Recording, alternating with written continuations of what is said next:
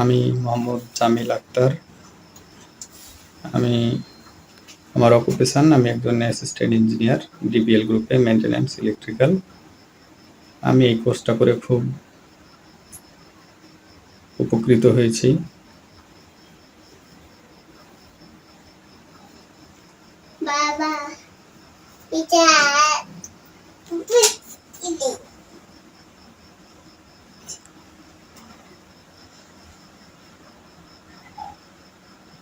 আমার job location Gazipur.